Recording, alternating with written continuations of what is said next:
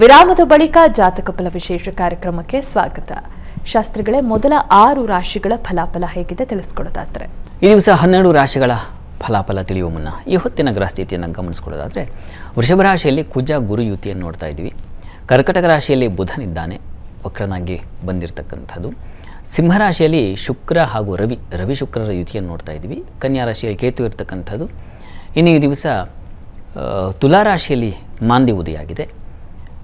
ಇನ್ನು ಶನೈಶ್ಚರ ಕುಂಭರಾಶಿಯಲ್ಲಿ, ಮೀನರಾಶಿಯಲ್ಲಿ ಚಂದ್ರನ ಜೊತೆಗೆ ರಾಹು ಎರಡು ಒಟ್ಟಾಗಿದ್ದಾರೆ. ಹೇಗಿರುವಾಗ 12 ರಾಶಿಗಳ ಫಲಾಫಲ ಹೇಗಿರುತ್ತದೆ ಗಮನಿಸ್ಕೊಳ್ತಾ ಹೋಗೋಣ. ಮೊದಲಿಗೆ ಮೇಷರಾಶಿಯವರಿಗೆ ದಿವಸ ಸ್ವಲ್ಪ ನೋಡಿ ವೀಕ್ ಆಗಿದೆ. ಇಲ್ಲಿ ಬುಧ ಚತುರ್ಥಕ್ಕೆ ಬಂದಿದ್ದಾನೆ. ಇಲ್ಲಿ ಬಂಧುದ್ವೇಷ ಬರುತ್ತೆ, ಸ್ವಜನ ಶತ್ರು ಅಂತ ಹೇಳುತ್ತೆ ಶಾಸ್ತ್ರ. ಹೀಗಾಗಿ ನಮ್ಮವರಲ್ಲೇ ನಮಗೆ ಆಗ್ಬರಲ್ಲ ರೀ ಅಂತ ಎಷ್ಟು ಜನ ಮಾತಾಡ್ಕೊಳ್ತಾರಲ್ಲ, ಆ ರೀತಿಯಲ್ಲಿ ನಿಮಗೆ ಈ ದಿವಸ ಬಂಧುಗಳಿಂದ ಬಹಳ ಬೇಸರ ಉಂಟಾಗುತ್ತೆ. ಚಂದ್ರ ಬೇರೆ ರಾಹುಯುಕ್ತನಾಗಿದ್ದಾನೆ. ಹೀಗಾಗಿ ಜಲಕಂಟಕಗಳು, ಜಲ ಸಮಸ್ಯೆಗಳು ಮತ್ತು ಸಪ್ತಮದಲ್ಲಿ ಮಾಂದಿ, ಸಂಗಾತಿಯಲ್ಲೂ ಸಮಾಧಾನ ಇರಲ್ಲ. ಅಸಮಾಧಾನ, ಬೇಸರ, ಖಿನ್ನತೆ, ಮನಸ್ತಾಪ. ಮೇಷರಾಶಿಯವರಿಗೆ ಏನು ಹೇಳಿ, ಒಂದು ಏನಪ್ಪ ಅಂದರೆ ಬುದ್ಧಿಬಲ, ಅಲ್ಲಿ ರವಿ ಇದ್ದಾನೆ. ಹೀಗಾಗಿ ಇದೆಲ್ಲವನ್ನು ನಾವು ಆಲೋಚನೆಯಿಂದ ದಾಟಬಹುದು.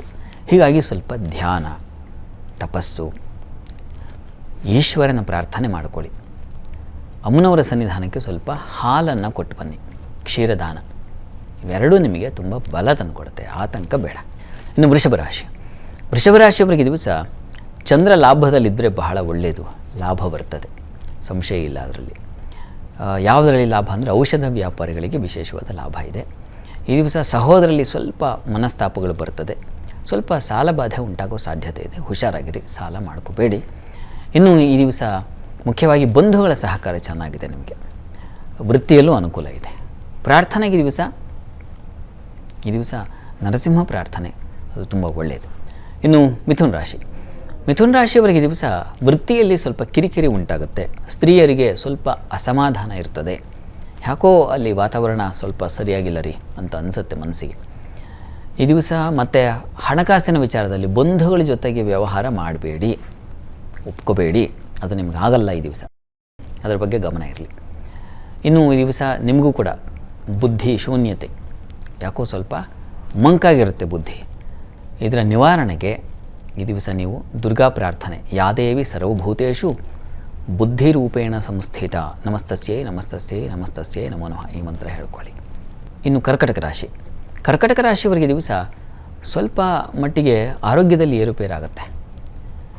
ಸ್ವಲ್ಪ ಹಣ ವ್ಯಯಾಧಿಪತಿ ಜನ್ಮಗೂ ಅಂದರೆ ಬಂಧುಗಳಿಂದ ಹಣ ವ್ಯಯ ಆಗುತ್ತೆ. ತನ್ಮೂಲಕ ಅವರಲ್ಲಿ ದ್ವೇಷ, ಬಾಧೆ ಇವೆಲ್ಲ ಶುರುವಾಗುತ್ತೆ.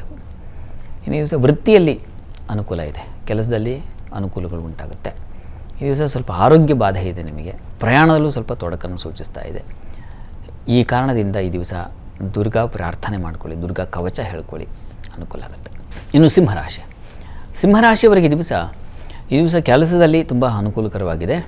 ಆದರೆ ನಿಮಗೆ ಹಣಕಾಸಿನ ತೊಡಕು, ವ್ಯಯ ಸೂಚಿಸ್ತಾ ಇದೆ, ಅತಿಯಾದ ವ್ಯಯ. ಅದರಲ್ಲೂ ಈ ಸ್ಕೂಲು, ಸ್ಟೇಷನರಿ ಇಂಥ ಕೆಲಸಗಳಲ್ಲಿರೋರಿಗೆ ಸ್ವಲ್ಪ ನಷ್ಟ ಜಾಸ್ತಿ. ಇನ್ನು ಈ ದಿವಸ ಸ್ತ್ರೀಯರಿಗೆ ಆತಂಕ, ವ್ಯಥೆ, ನಷ್ಟ, ದುಃಖ ಸ್ವಲ್ಪ ಬಲಹೀನವಾಗಿದೆ. ಹೀಗಾಗಿ ಪ್ರಾರ್ಥನೆಗೆ ದಿವಸ ಅಮ್ಮನವರ ಸನ್ನಿಧಾನದಲ್ಲಿ ಕ್ಷೀರಾಭಿಷೇಕ ಮಾಡಿಸಿ, ಅನುಕೂಲ ಆಗುತ್ತೆ. ಇನ್ನು ಕನ್ಯಾ ರಾಶಿಯವರಿಗೆ ವೃತ್ತಿಯಲ್ಲಿ ಬಹಳ ವಿಶೇಷವಾದ ಅನುಕೂಲ ಉಂಟಾಗುತ್ತೆ. ಹೊಸ ಅವಕಾಶಗಳಿಗೆ ದಾರಿಯಾಗುತ್ತೆ. ಬಡ್ತಿ ಸಿಗ್ತಕ್ಕಂತಹ ಸೂಚನೆ ಸಿಗುತ್ತೆ, ಚೆನ್ನಾಗಿದೆ. ಈ ದಿವಸ ಸ್ವಲ್ಪ ಹಣ ಕಳ್ಕೊಳ್ತೀರಾ ಕೂಡ. ವಿದ್ಯಾರ್ಥಿಗಳಿಗೆ ತೊಂದರೆ, ತೊಡಕು, ಬೈಗುಳ ಇದೆಲ್ಲ ಇದೆ. ಇನ್ನು ಈ ದಿವಸ ಸಂಗಾತಿಯಲ್ಲೂ ಮನಸ್ತಾಪ ಬರುತ್ತೆ, ಸ್ವಲ್ಪ ಡಲ್ ಆಗಿದೆ. ವಿಷ್ಣು ಸಹಸ್ರನಾಮ ಹೇಳ್ಕೊಳ್ಳಿ, ಕೇಳಿಸ್ಕೊಳ್ಳಿ, ತುಂಬ ಒಳ್ಳೆಯದು. ಇನ್ನುಳಿದ 6 ರಾಶಿಗಳ ಬಗ್ಗೆ ಕೇಳಿ ತಿಳ್ಕೊತೀನಿ ಶಾಸ್ತ್ರಿಗಳೇ. ಆದರೆ ಅದಕ್ಕೂ ಮುಂಚೆ ಮತ್ತೊಂದು ವಿರಾಮ ತಗೊಂಡು ಬರೋಣ. ಜಾತಕ ಬಲ ವಿಶೇಷ ಕಾರ್ಯಕ್ರಮ ಮುಂದುವರಿಯುತ್ತೆ ಮತ್ತೊಂದು ಪುಟ್ಟ ವಿರಾಮದ ಬಳಿಕ.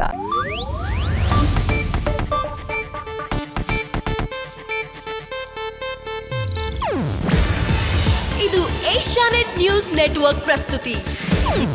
ನೀವು ನೋಡ್ತಿದ್ದೀರಾ ಏಷ್ಯಾನೆಟ್ ಸುವರ್ಣ ನ್ಯೂಸ್.